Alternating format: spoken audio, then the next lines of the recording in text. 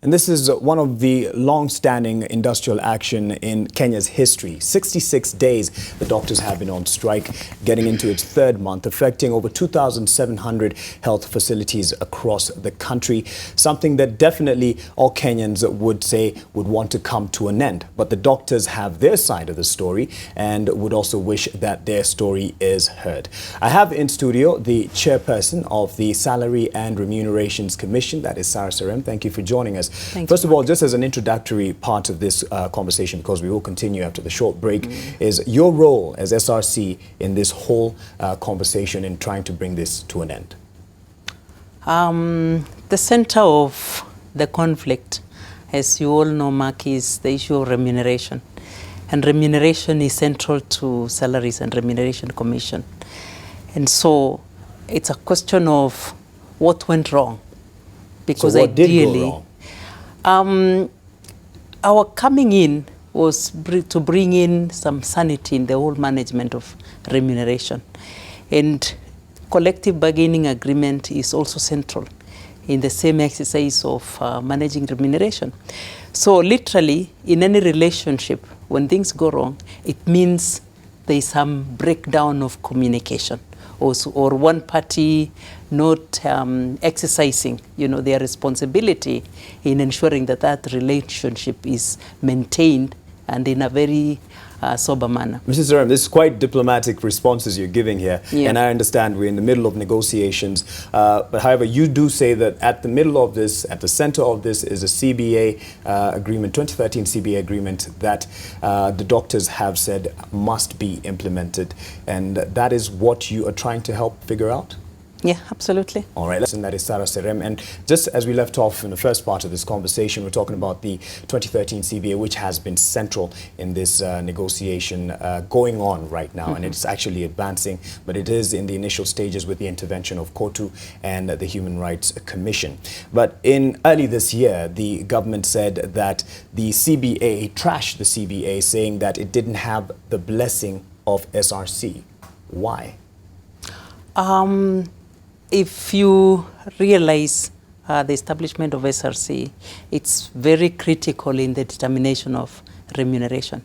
And the reason why SRC is central is, as a body, we link it up to the principles of the Constitution, which is affordability and sustainability.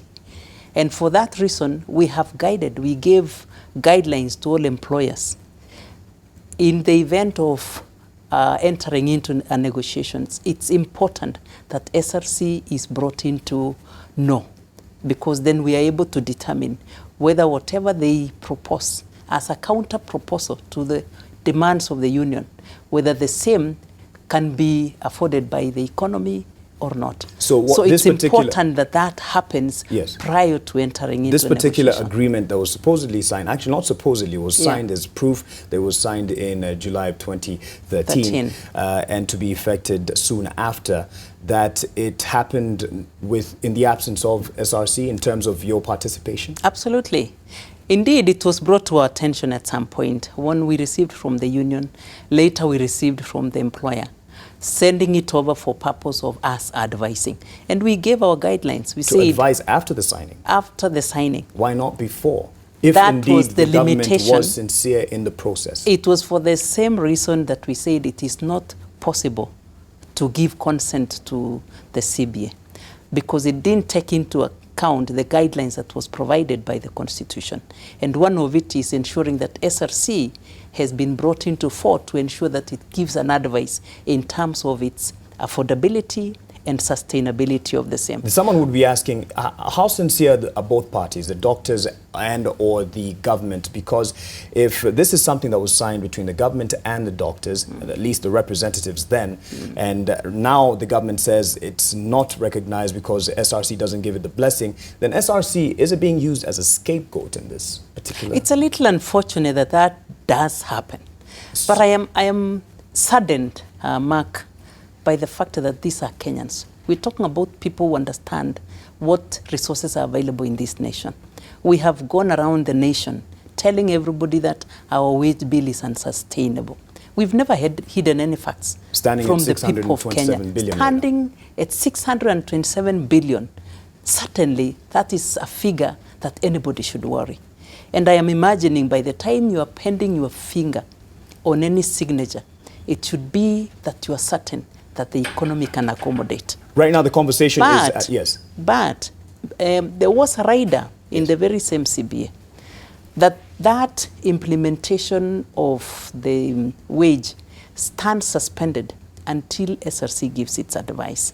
So in a way, there was a cover that would probably protect the same from implementation until cover or a smart SRC. way of wiggling out of this agreement, because however it's played out, it seems the government hasn't been sincere. I think the worst bit of anything is this quick fix thing. Right. It doesn't work, because when you're brought into ensuring that you come with a solution within the shortest time possible, it does not allow for reason, it does not allow for objective evaluation of the same, because for SRC to make a decision, we carry out a lot of scenarios. Right. We do our research. We test it against the economy. And by the time we give an advice, we would have undertaken all that exercise. Well, someone will be asking, why has it taken so long, at least for an official position from SRC on this particular issue, for you to give your advice on this? Or are you joining the table of negotiations? By the way, we did. Okay. We wrote and gave our position way back, I think, in 2014. Okay. To the Ministry of Health. Besides that, we took an initiative and brought these parties together. One of the critical things that we realized within the CBA was that the county government was not involved. At that point, health was already a devolved activity. Right.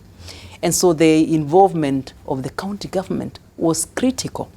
There is absolutely no way that one employer will sign on behalf of 48 employers. What guarantee is there that there won't be a repeat of what has happened? That is an agreement being signed ceremoniously just to get people back to work and people to keep quiet, and then later on when something comes up to backtrack on that agreement and say, no, we are not party to this. SRC is alive. Right. And we have said we are not passing anything until we have interrogated, until we have a confirmation from Treasury that they are able to pay. Right. Without that, SRC is not giving any confirmation. Would we say the doctors have been insincere in this conversation for 66 days about this particular CBA agreement that they want implemented? Seriously, I want to look at them as employees. They have their rights as well. Right. And I want to believe somebody has not been listening. That I truly So you're willing to respect. listen? I have said we are willing. I have even opened our doors as SRC and said we want to listen. But the listening is more of looking at how do we ensure that we engage in a productive manner without the demands of things that would not be possible to give. Yes. Because we live in a nation that we all understand. But Mrs. Sarem, they're listening. Actually, I'm sure they're watching, and they're asking, you're about to at least have been in talks with MPs to implement something that they're putting in motion. 3.7 billion they're asking for to be paid for 8 months that they won't be working. That is the 8 months that will be cut short when we go to elections on August 8th. Why are you saying mark to implement? Right. They want it put in place. Have we said we are implementing that? But you've been in talks with them. You know, just the same way we are engaging in this conversation. Yes. We cannot stop anybody from conversing with us. Okay. But that does not mean it's the position of SRC. All right. I mean, we will interrogate that and we'll give the necessary advice. Very finally, because my director is about to fade me out, I'm just saying that so he doesn't live on air. The job structures that you launched and at least are going to be effective from July this year. This is going to benefit the doctors and others. Tell us a bit more about that in wrapping benefiting public officers in entirety. And this is crucial. In fact, we were hoping this ought to stop every unrest from the public sector. For reason that we wanted to determine wages from an informed position. It wasn't possible to pick abstract figures and put it on the table. Right. So we said, let's go into a system that will be respected, that is defensible. And we chose the job evaluation way. All right. So that is already complete. We have determined the relativity values of every position in the public sector. Okay. If we could be patient and we wait upon the implementation of that system, then it will bring sobriety in the management of remuneration. But my director, unfortunately, is not patient with me, and He had better be. he says we have to end this conversation now. But it continues because Yes. we'll be watching at least as how SRC will enter the negotiations table with the doctors and make sure that there's an end to this industrial action, an amicable end for